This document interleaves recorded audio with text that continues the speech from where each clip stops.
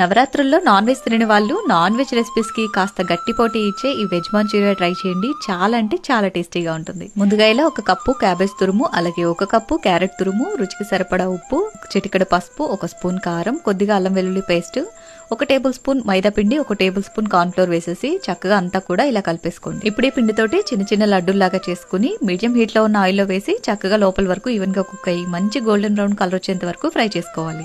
ఇలా Manchurian balls ready చేసి పెట్టుకున్నామంటే 5 నిమిషాల్లో ఎప్పుడు తినాలనిపిస్తే అప్పుడు సాసింగ్ చేసేసుకుని మంచూరియా రెడీ చేసుకోవచ్చు. దీనికి సాసింగ్ చేసుకోవడం కోసం ఫ్రై పాన్ లోకి 1 టేబుల్ స్పూన్ నూనె వేసి సన్నగా కట్ చేసుకున్న వెల్లుల్లి, ఉల్లిపాయ ముక్కలు, అలాగే పచ్చిమిర్చి ముక్కలు వేసి కాస్త వేగిన తర్వాత టమాటా సాస్, సోయా సాస్, వెనిగర్, అలాగే చిటికెడు కారం, చిటికెడు ఉప్పు వేసి చక్కగా కలిపేసి 1 స్పూన్ కార్న్ ఫ్లోర్ ని వాటర్ లో మిక్స్ చేసి యాడ్ చేసుకుని ఇలా చక్కగా ఉడికిన తర్వాత రెడీ చేసి పెట్టుకున్న మంచూరియన్ బాల్స్ వేసి హై ఫ్లేమ్ లో 2 నిమిషాల పాటు టాస్ చేసుకుని ఫైనల్లీ కొత్తిమీర చల్లుకున్నారంటే ఎంతో టేస్టీ అయిన వెజ్ మంచూరియా రెడీ.